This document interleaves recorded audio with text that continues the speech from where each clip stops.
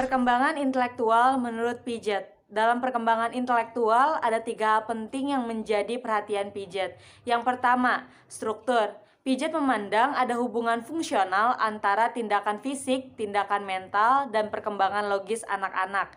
Nah, tindakan menuju pada operasi-operasi, dan operasi-operasi tersebut menuju pada perkembangan struktur-struktur.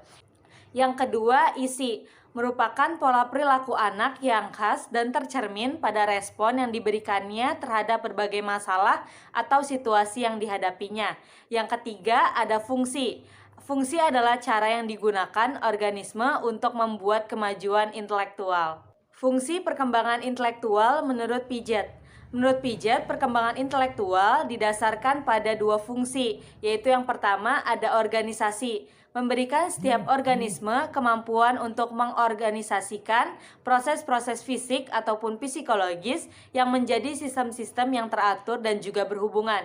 Yang kedua ada adaptasi. Bagi Piaget, adaptasi merupakan suatu keseimbangan antara asimilasi dan juga akomodasi.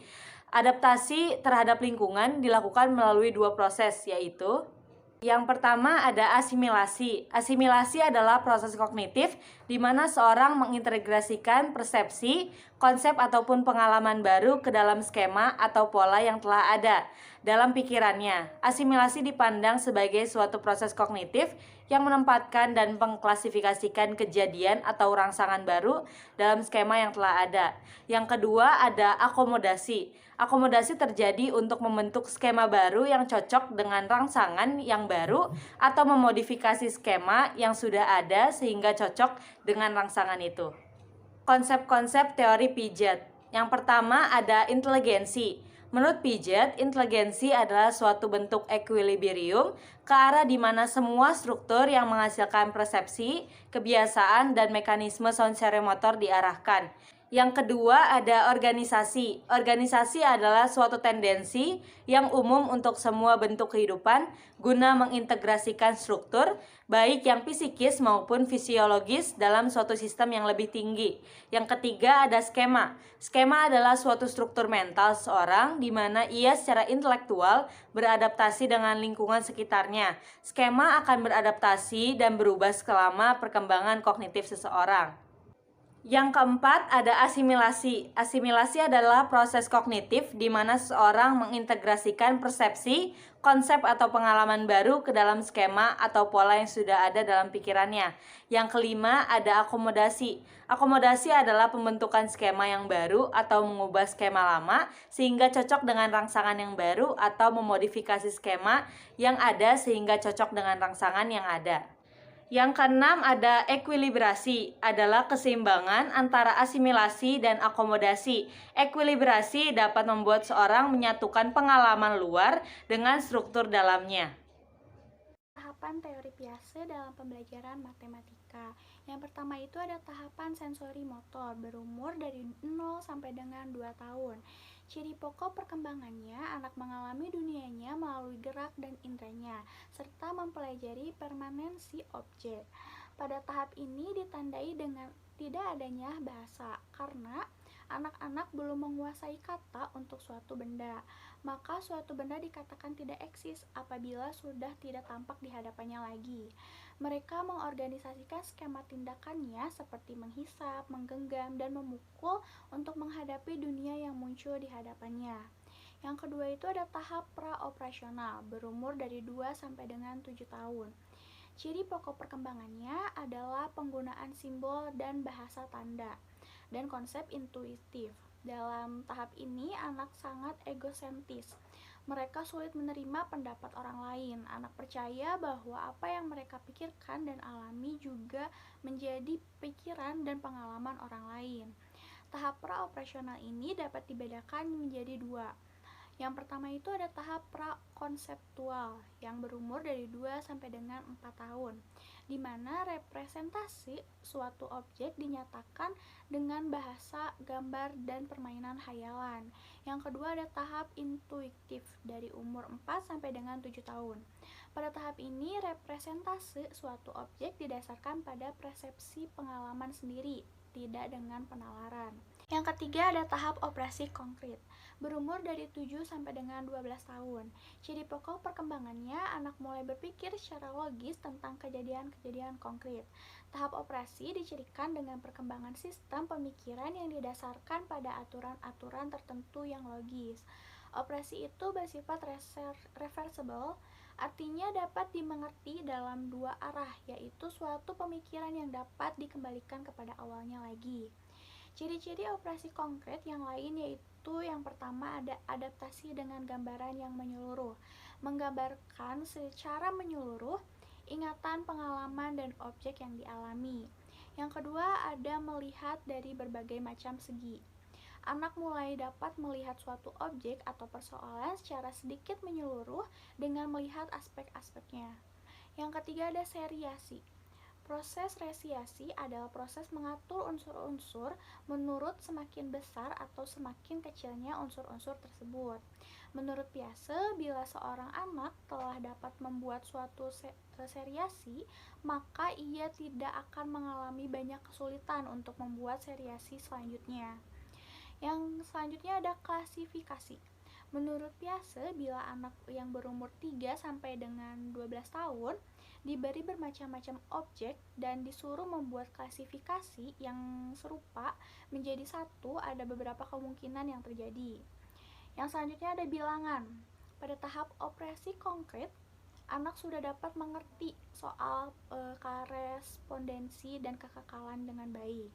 Dengan perkembangan ini, berarti konsep tentang bilangan pada anak telah berkembang. Yang selanjutnya ada ruang, waktu, dan kecepatan.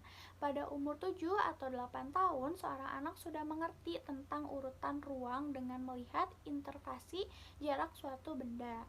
Yang selanjutnya ada probabilitas. Pada tahap ini, pengertian probabilitas sebagai suatu perbandingan antara hal yang terjadi dengan kasus-kasus yang mulai terbentuk.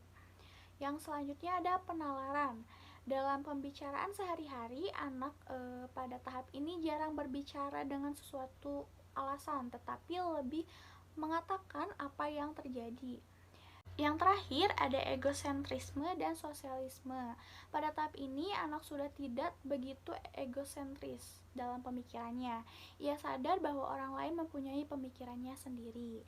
Yang keempat, ada tahap operasi formal, berumur pada 12 tahun ke atas. Ciri pokok perkembangannya adalah hipotesis, abstrak, dan logis. Tahap operasi formal merupakan tahap terakhir dalam perkembangan kognitif menurut Piase.